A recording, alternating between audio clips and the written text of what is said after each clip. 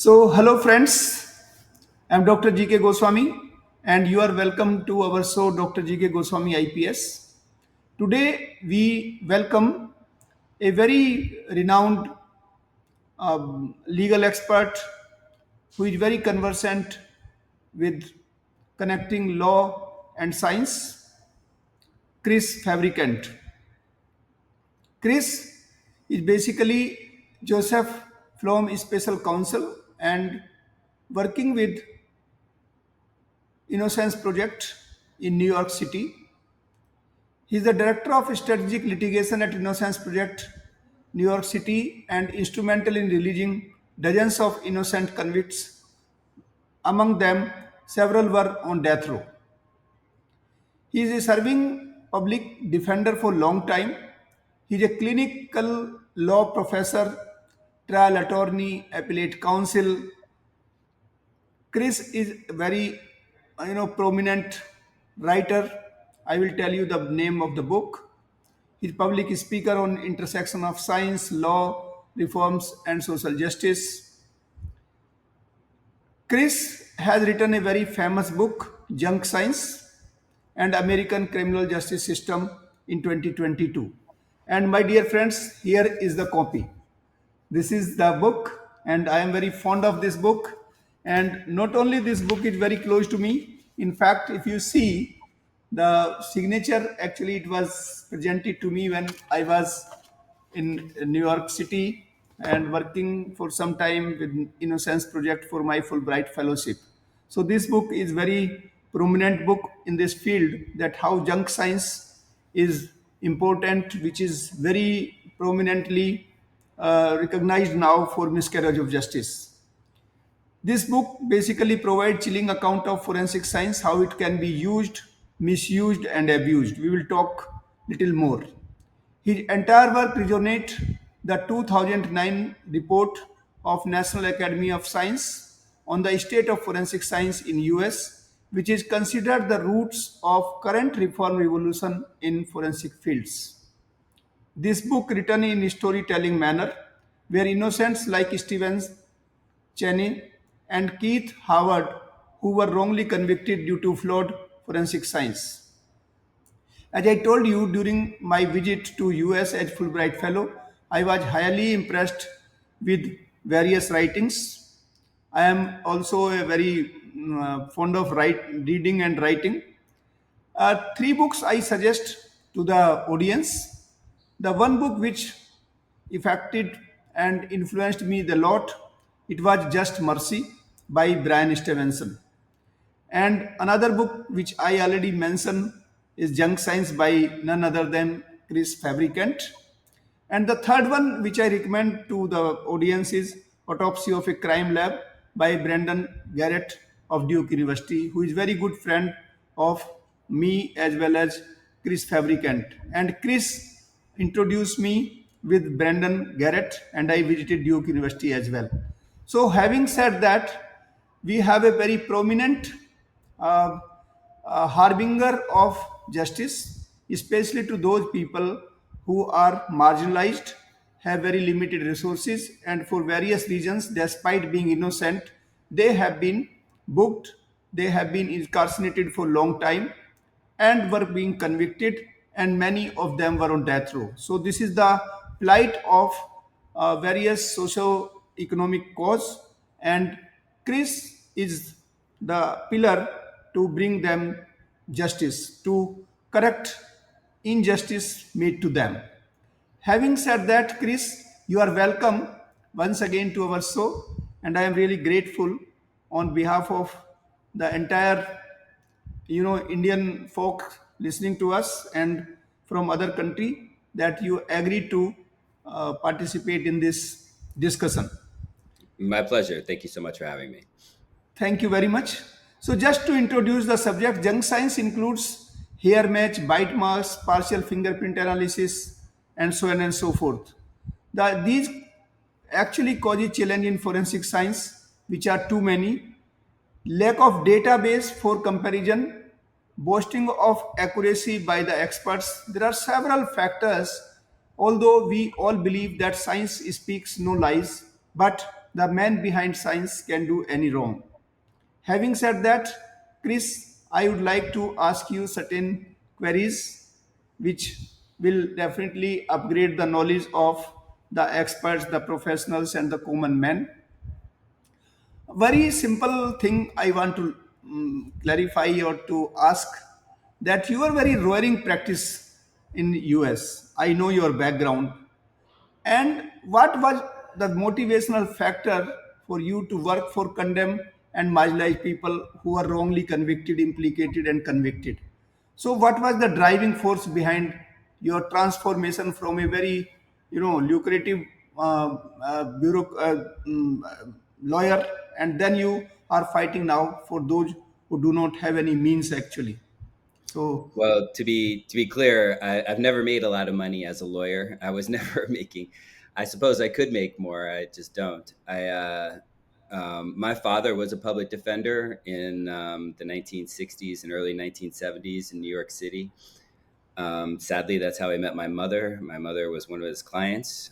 She got arrested, and my father was assigned to her case. And I went to law school knowing that I would be a public defender. It's really, and so for your audience that's not familiar, in the United States, if you cannot afford an attorney and you're charged with a crime, then you are entitled to a free attorney that the government pays for. And so I did that work for a long time right out of law school. I did it as a trial attorney in the South Bronx at a place called the Bronx Defenders.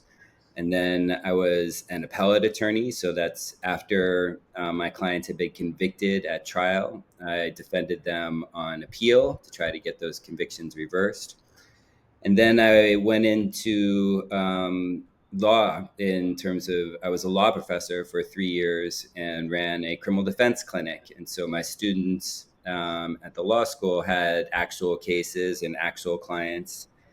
And I was doing strategic litigation through my law school clinic, combating wrongful misdemeanor arrests and stops. So those are much lower level crimes. But I was developing legal strategies to use the system to try to bring about reforms. And that really made me eligible or qualified for beginning the strategic litigation department at the Innocence Project in New York. Because what we do is we try to free people who have been wrongfully convicted based on junk science and misidentification, eyewitness misidentification, and false confessions. But we don't use DNA. Unlike there are two legal departments. And so my department, strategic litigation, just uses the courts to try to get legal reform and to free our clients. And so I've never done anything else other than represent marginalized communities, mostly Black and brown people and poor people, because those are the people that are most affected by the criminal justice system in this country. And that's the work that I enjoy. oh, wonderful. So it means that since beginning you are committed for the people who are meansless and really want some help from the public spirited person like you.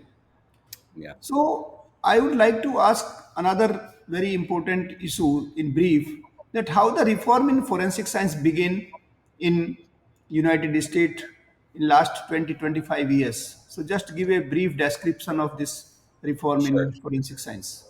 So really, it begins with the Innocence Project and the advent of forensic DNA evidence, and that before DNA was developed and before the Innocence Project came along, it was believed that scientific evidence was nearly infallible and we could rely on it to make life and liberty decisions.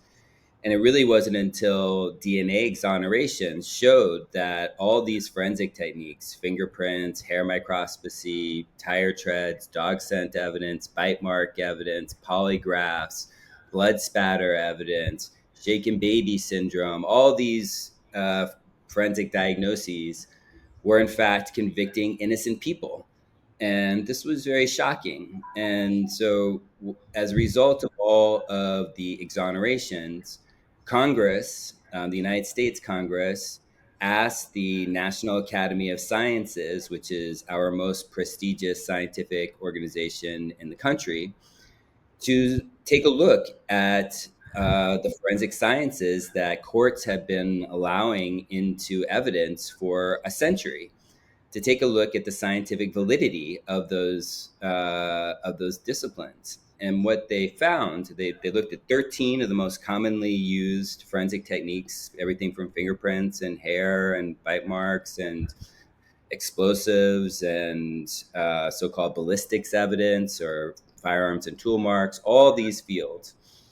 And what they found was that apart from nuclear DNA analysis, which means one sample, not sample mixtures, I mean, just nuclear DNA analysis, no forensic technique, zero techniques were capable of identifying the single source of crime scene evidence. None. And courts had been accepting so-called individualization testimony for a century. So this is a shockwave across the landscape of forensic evidence in the United States. And we are still today, that was published in 2009, we are still working toward the reforms that the National Academy of Sciences laid out to try to make these fields more scientific, which right now they're very subjective and are still leading to wrongful convictions. Wonderful. So, just explain few things about junk science because the term itself, although it is clear, but because you are the author of the book, so give a brief description of the term and about the book. What exactly you mean to say by junk science in your book? Yeah, I wanted to be very clear about what I meant when I say junk science, because of course forensic experts take offense. An offensive term, and so I wanted to be clear about what I mean. And that junk science sounds like science, right? A lot of scientific terminology and jargon is used, but there's no empirical basis, so no statistical foundation to the conclusions that are offered from these techniques. The techniques are not derived from the scientific method. In other words, they don't have a hypothesis that's developed and tested in a laboratory and have those results published in peer reviewed and then have those results replicated in the scientific method. Instead, most of these methods were developed by law enforcement for law enforcement purposes and were not developed by independent scientists. So fundamentally, these techniques are, if not entirely subjective, largely subjective. And what I mean by that is that no measurements are taken, or if measurements are taken, they're not meaningful because it's somebody's judgment, somebody's subjective judgment by looking at two things and declaring a match, or that there are 5 contributors to a sample or in a DNA mixture case, or that a peak is actually a stutter and not an actual allele in a DNA. That's a subjective judgment, or something that's below the analytical threshold. These are subjective judgments that are made. And with subjectivity comes bias. And bias has led to many, many wrongful convictions. And this is usually unconscious bias. So cognitive bias in the field. One of the most famous examples of this, I think that we were going to get into anyway, was just to give an example of the role that bias can play, is famous misidentification of Brandon Mayfield for bombing the commuter train in Madrid, Spain in 2004. And in that case, the FBI found the blast caps from the bombing that were in a plastic bag and that had partial latent fingerprints on the blast caps, or on the bag that held them. And they put these latent fingerprints in what's known as the Automated Fingerprint Identification System, AFIS, here. And Brandon Mayfield, who had once been in the military, had his fingerprints in that database. And it came up as a potential match. Then the FBI looked at the background of Brandon Mayfield, who was a lawyer in Portland, Maine, and saw that he had once represented a man who had been convicted of providing material aid to a terrorist organization. He had married an Egyptian national and had uh, converted to Islam. So that to the FBI was the profile of the person that they were looking for. And so he was arrested and charged with these mass murders and held incommunicado. Now, Brandon Mayfield insisted that this had not been his prince, could not be his prince, and told his lawyers that he'd never even been out of the country. He didn't even have a passport. So the court actually, and this is very unusual, but a very good move usually, is to appointed an independent expert to reevaluate the fingerprints, to reevaluate the fingerprints. And the court appointed expert came to the same conclusion that the FBI did, Brandon Mayfield's prints. Brandon Mayfield's defense team hired its own latent fingerprint expert. And that expert came to the same conclusion as the other experts. These are Brandon Mayfield's prints. And it wasn't until the Spanish police identified an alternative suspect, a man who was a known terrorist and was on the run, did the FBI admit that they had made a mistake and Brandon Mayfield was released. And so when they went back and they looked at what had happened, they saw that the reason why these other experts had come to the same conclusion had less to do with the actual evidence and more to do with the fact that they knew that the FBI's very famous and well-regarded latent fingerprint lab had already come to the conclusion that it was a match. So something known as confirmation bias played a role in that they were expecting to see a match, and so that's what they saw. So this is the role that bias plays in junk science because it confirms the prosecution's theory, even though it has nothing to do with actual science. This is somebody's mind that's kind of playing tricks on you. A very famous cognitive neuroscientist, Dr. E.T.L. Dror, did a study right after this to see the role of bias could play. And what he did is that he took a group of latent fingerprint experts and he gave them a series of cases to work on. What was clever is that he didn't tell these experts that this was their own prior casework, that they had already come to conclusions as to whether or not there were identifications in this work. The only thing that he changed was the totally irrelevant information that was contained in the case file. Things like the defendant confessed, or that there were multiple eyewitnesses, or something that would suggest guilt or innocence that had nothing to do with the actual print. Three-fifths of the participants changed their conclusions from identifications to exclusions based on totally irrelevant information in the case file, nothing to do with the prints at all. The other 2/5 changed from identification to inconclusive. So that's the role of a subjective forensic technique in bias that bias can play. And this, of course, also plays out with racial bias, right? And so there is, and in America in particular, a lot of racism. And this is sometimes explicit and sometimes it's things that we don't even know about, right? That are subconscious, and that we believe that a marginalized person is more likely to commit a crime, more likely to make a match. So junk science, it doesn't have an empirical basis. It sounds like science, but there is no real literature to support the opinion. And it's subjective, right? And subjective opinions that are prone to bias and mistake. There's lacking in empirical basis. That's really what I mean by junk science. Oh, wonderful.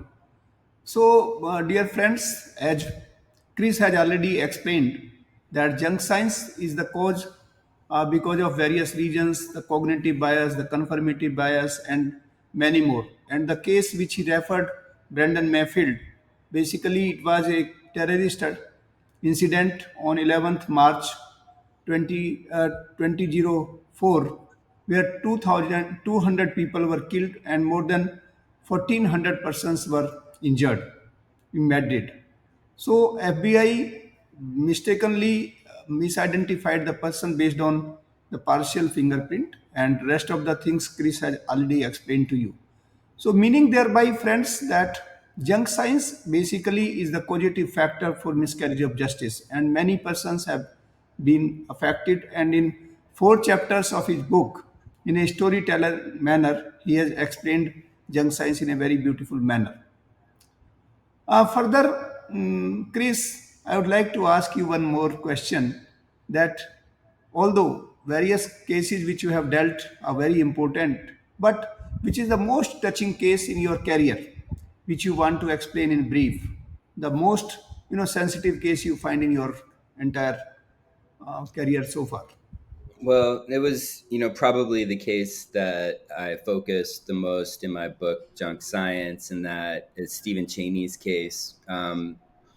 Stephen Chaney was my first client, actually, at the Innocence Project when I started here in 2012.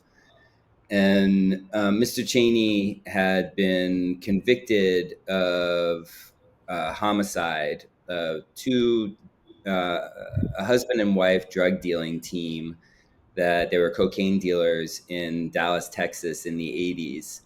And somebody had broken into their house and brutally murdered them both, stabbed each more than 20 times on their kitchen floor, and just a terrible mess. But there was no eyewitnesses. There was no DNA evidence at the time. There was really no suspects, and a lot of potential suspects because drug dealers live dangerous lives.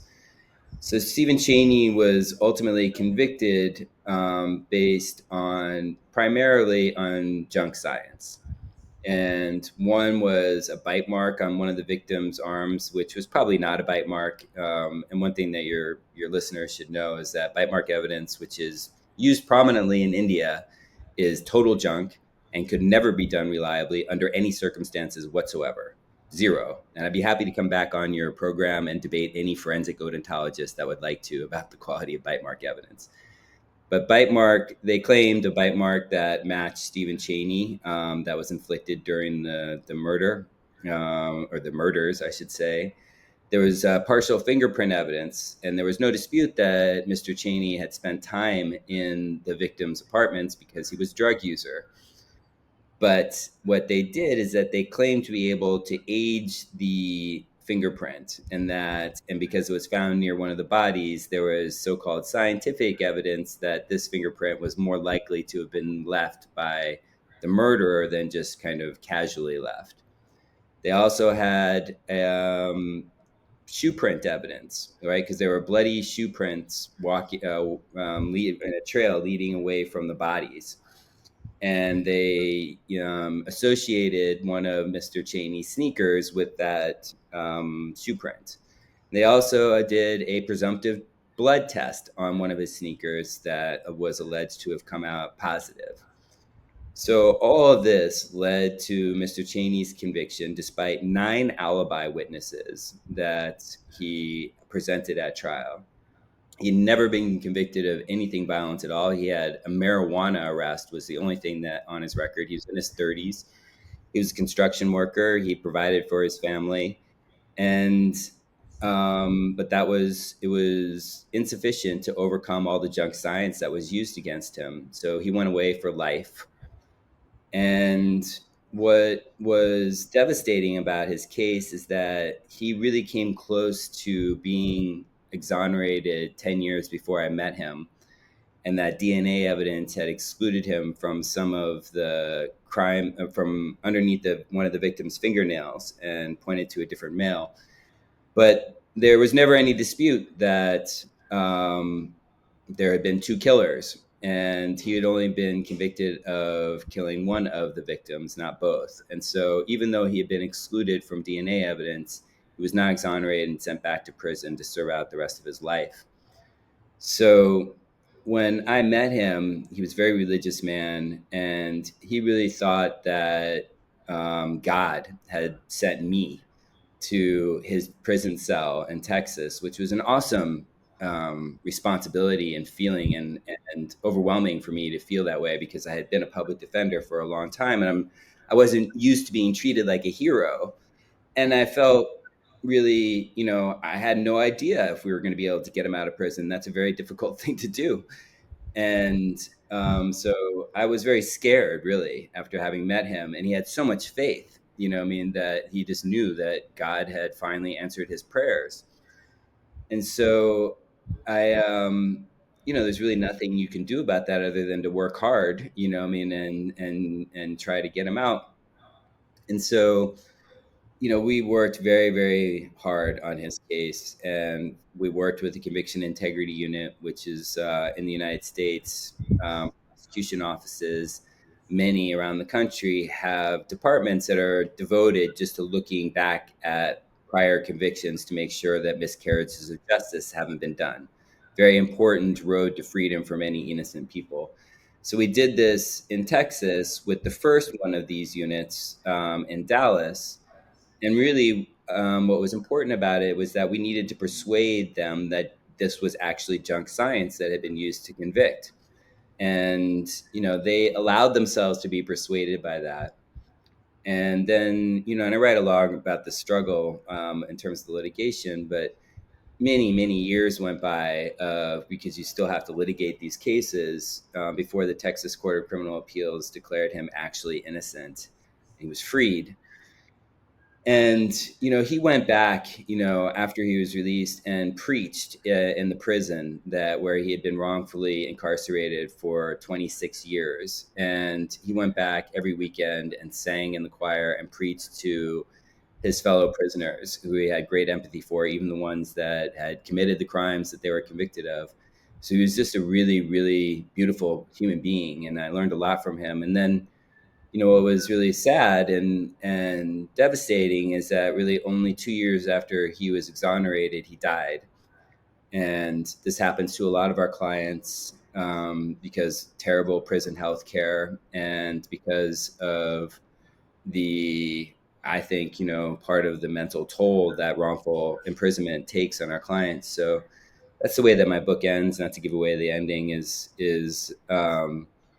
with his passing. And so, I think about Stephen Chaney a lot, and all the Stephen Cheneys that are in prison in the United States and around the world. Well, I can understand that how difficult it must have been, Chris, and the labor and efforts you must have made to bring the justice back to Cheney. And in such cases, it is difficult.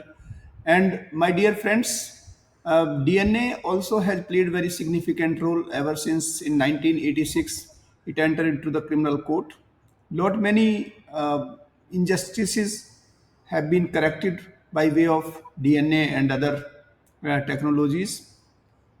Having said that, most of the time, our legal fraternity, whether they are judges, the defenders, the prosecutors, the role of science is increasing day by day in the criminal justice system. But many a times, including India and many other countries, the legal fraternity is not well conversant with the science, the forensic science, the latest computer science, and all technology which are being very important for delivery of justice. So, Chris, please tell me that how do you see that the role of science in criminal justice system is increasing? And before you answer, I want to explain that our institute, Uttar Pradesh State Institute of Forensic Science, located in Lucknow in India, has devised one very new concept called law with labs, where we are providing legal knowledge to the scientific people, those who are in forensic science. So they must be given some knowledge of legal terminology and all. But more on the other side, the legal expert, they have been given full training on technology. We are in our graduation course for law student, post graduation course in LLM and others. We are taking them to the laboratory, like DNA lab, then fingerprint, then cyber technology and all. And we are giving them first hand, hands-on practice and all, so that they must understand.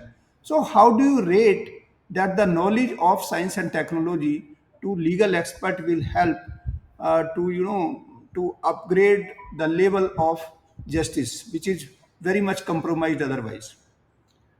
Yeah, it's a huge, huge issue. Many problems associated with the misuse of scientific evidence in criminal courts is scientific illiteracy, right? Is that lawyers tend to not be very good at science. They tend to go to law school because there's no math, right? These are arts and letters people. And that, as you point out, science is being used more and more and more in the legal system, and there's really no way to avoid it. I spend a lot of my time lecturing to public defenders about understanding basic science, reading the National Academy of Sciences reports, reading the literature that is available in these fields, because the failure to challenge, appropriately challenge, unreliable scientific evidence prior to trial is very, very common, in that lawyers, including defense attorneys, are not skeptical of forensics, despite the role that it's played in wrongful conviction and despite the scientific community's critique of so many of these fields. So making lawyers familiar with science, taking them to the crime lab, as you've been doing, is a great idea. Demystifying the role that science plays. And really, and this is something that I say to lawyers all the time, is that if you went to law school, it means that you're good at reading comprehension. And if you're good at reading comprehension, you can understand basic science. And that doesn't make you a mathematician, it doesn't make you a PhD, but it makes you capable of discussing and conversing with expert witnesses, because you have to be able to speak their language. And you have to understand how the field works. And you have to understand the scientific method to be able to understand what might be lacking in a particular field, right? You have to understand the role that subjectivity plays and bias plays, or potentially, in a conclusion. And if you don't understand this, then there's really no way for you to adequately defend your clients, right? And the likelihood of a miscarriage of justice grows exponentially. So we spend a lot of time at the Innocence Project trying to educate, the masses really on the role that science can play in achieving justice and the role that it can play in miscarriages of justice. And there's really nothing more powerful than science, so-called scientific evidence. This is why it's used in advertising all the time, right? It's scientifically tested, clinically proven. That's used because it's persuasive. And in court, nothing is more persuasive. So I applaud you for your efforts to educate the legal profession, because it's long overdue and science isn't going away. Well said. So I think ignorance of law is no excuse now, I think, in the No. legal system. That's very good you have put forth. Chris, I think we are living in the age of AI and emerging technologies. So, how you see the role of these emerging technologies in forensic science and particularly in criminal justice system? How do you visualize the future? Well, what I think about a lot as AI and other emerging technologies are increasingly used is the past. And if you look back over the last 50 years of the role that scientific evidence has played in wrongful conviction, that one of the real problems with the role that these forensic techniques played was the failure of courts to scrutinize new types of evidence, right? So, and the failure of judges and the failure of lawyers to challenge these.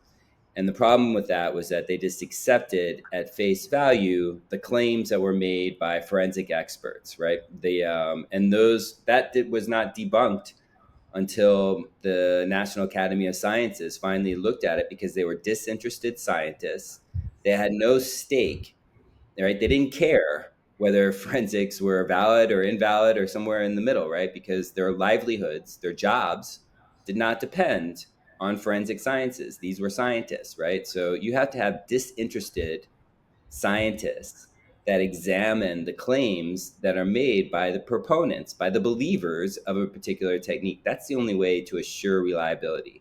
So that requires transparency and requires mainstream scientific community to examine the claims.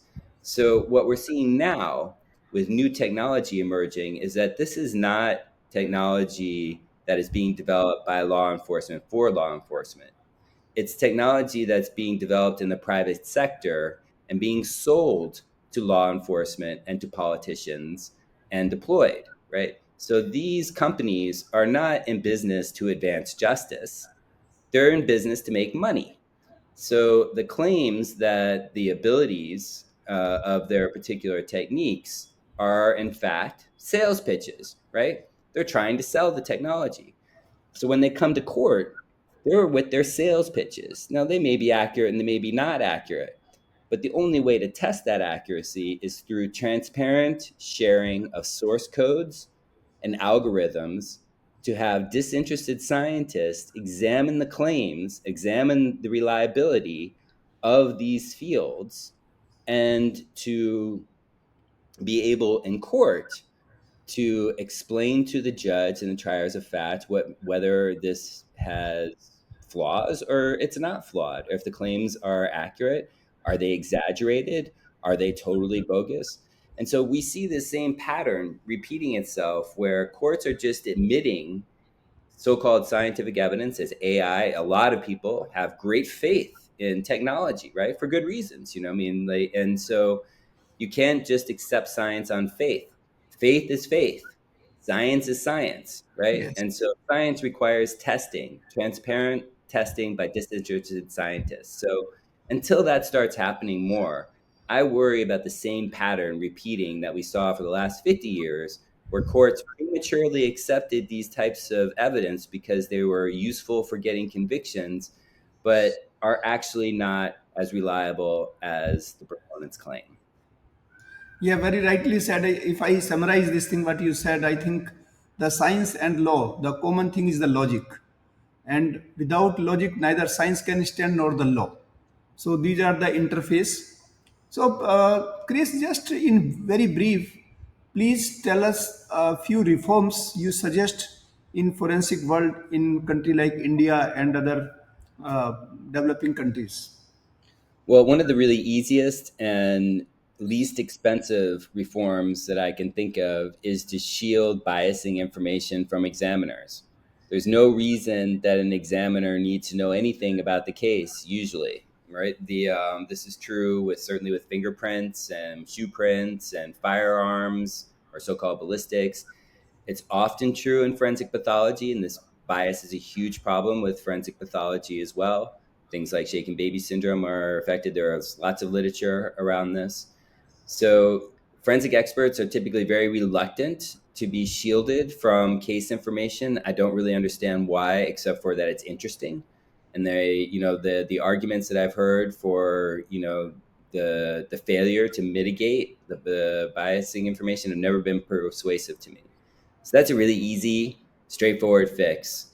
And that would prevent forensics from just being a tool for prosecutors to prove their cases and really independent scientific evidence, which is what it's claimed to be in court. So that would be a really easy fix. The other thing is that, what we advocate for here in the United States, and there's no reason that it shouldn't be done everywhere, is to have independent agencies, hopefully federal agencies, that do scientific testing of different forensic techniques outside of the adversarial system, right? That has nothing to do with an actual case, so that you can develop the parameters, what the technique is capable of doing, what it's not capable of doing, without the pressure of a particular case and without the experts themselves doing the testing when they're obviously motivated to claim that it's very reliable when it may or may not be.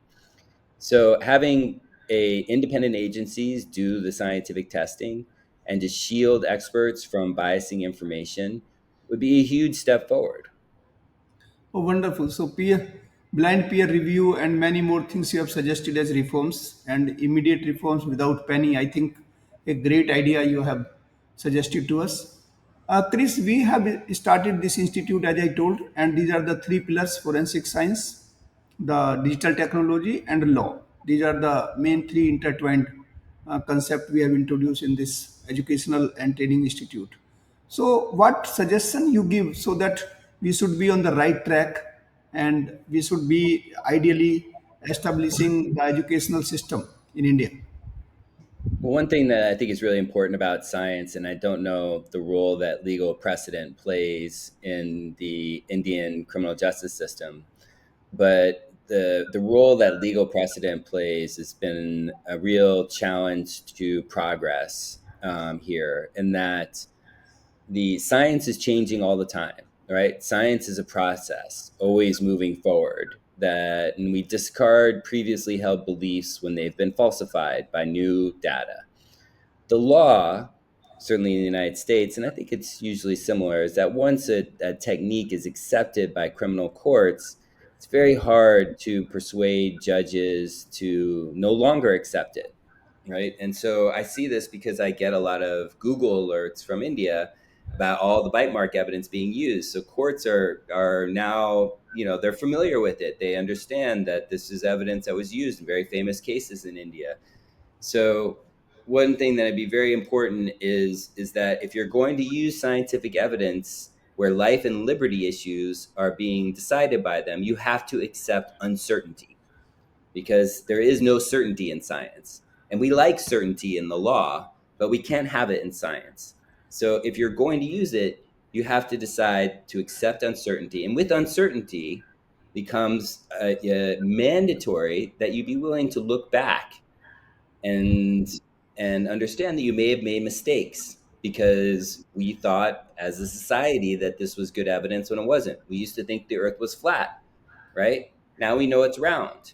In law, sometimes, because you once decided that the earth was flat, then it will always have to be flat because that's what the law says, right? So that's really important, this tension between science and law. So you have an institute that's doing both, then you have to have mechanisms that allow for science to advance and the law to advance with it. And this is a really, really important concept because, as you point out, science it's rapidly advancing, right? And this will change the legal landscape, and the law has to have the ability to adjust and to keep up with it, and not to prematurely accept forensic techniques that are not reliable. So I think that that's really one of the most important things that I would So, offer. Chris, I would like to tell you that in India, we are putting a lot of efforts. Project 39A, you are aware, Shreya Rastogi is very, doing very hard work. And the first case of DNA exoneration, Anokhi Lal, he was released from jail in last March 2024 after third trial. So a very interesting case. He was on death row in two consecutive trial, despite intervention of our honorable Supreme Court. The second trial also convicted him and awarded death penalty. But in third trial, the same DNA report, which was considered to be inculpatory, was found to be exculpatory. So it was misrepresentation, misinterpretation of DNA report. So this is a very glaring case. Now we are coming close to our conclusion. So in the end, I just like ask that may you please suggest few readings to our audience on justice system. So if you have immediately in your mind. Well, I think you suggested three really good books already. So those were all first rate. I'm trying to think if there are others that are are as good. One book that is not mentioned very often, and it's not about science, but it is about the justice system in many ways, is called An American Marriage. And there's a wrongful conviction story in it, which I think is a great book. And there are so many good books about the criminal justice system in this country. I mean, for this audience, as far as the role of forensics and good storytelling goes, I think my book and Just Mercy is a great book. And so is Brandon Garrett's book. And I love the Executioner Song, which was a book about a death penalty case here. I think it was in the 70s or 80s. It was published, which by a famous author here. So lots of good reading. Yeah, so you please share your message to our young scientists and professionals of justice administration. What is your message to them in very nutshell? Be skeptical. Okay, thank you very much, Chris, to be with us and sharing your vast experience of how to bring justice to those who are marginalized, who are condemned, have no resources. and looking forward to the people who are serving for the cause of humanity. And you are a harbinger of human rights for establishing the criminal justice system into the right place. So thank you very much from uh, our side. We really pay you our vote of thanks to you, and your words of wisdom will definitely guide us to steer this institute as well, because we are just the beginner, but we are trying to establish this institute at the global repute, and lot many labs and every facility we have developed. We will invite you sometime to our institute. I am looking forward to interact you soon in US. I'm visiting maybe next year. So, having said that, thank you very much once again. And you have spared your valuable time. It is morning, you must be getting ready to your office. So, thank you once again, Chris. Bye. Take care. Thank you so much for having me. Best of luck. Bye.